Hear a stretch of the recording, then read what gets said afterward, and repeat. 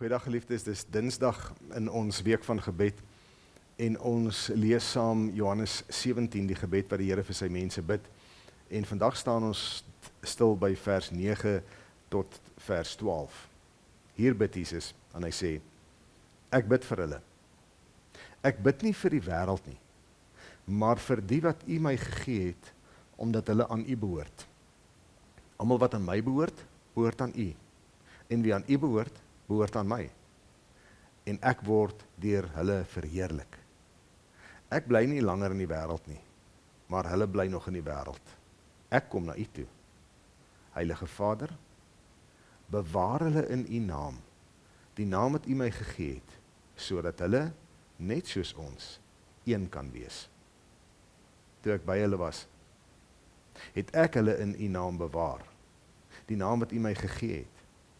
Ek het hulle beskerm, en nie een van hulle het verlore gegaan nie, behalwe die een wat verlore moet gaan, sodat die skrif vervul kan word.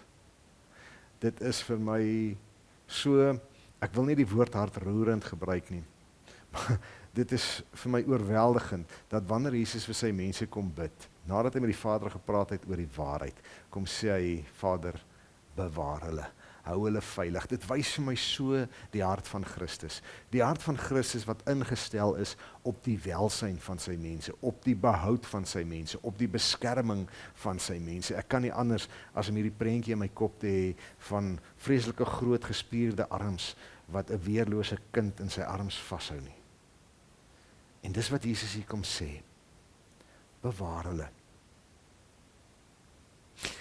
Jesus kom verduidelik so 'n bietjie vir die Vader en hy sê, "Sjoe, toe ek hier was, kon ek hulle bewaar in U naam." En hy het, nee.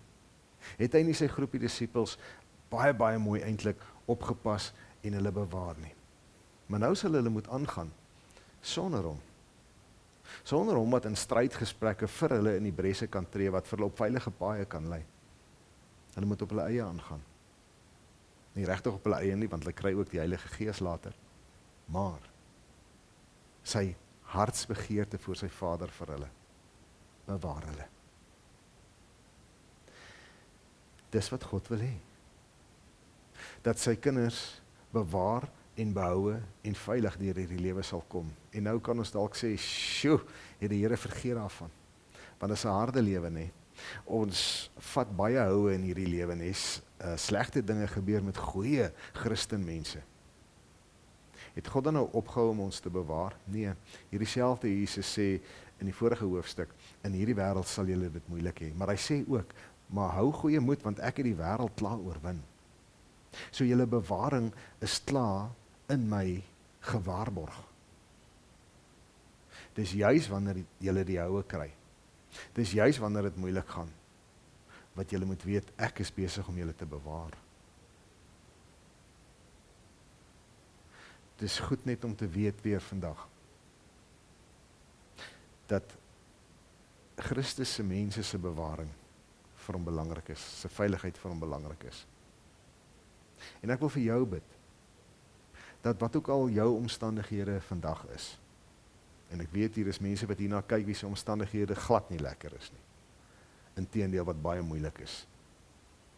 Ek wil jou verseker vandag, dat hierdie gebed in Christus se mond, ook in my mond is vir jou. En ek hoop dat ons mekaar so sal ken en ondersteun en vir mekaar sal bid, sodat ons sal hoor dat hierdie Christus se gebed vir bewaring in elkeen van ons se mond vir mekaar is. Julle geluister wat sê Jesus, bewaar hulle, Here, sodat hulle net soos ons een kan wees. Waarin gaan ons eenheid lê?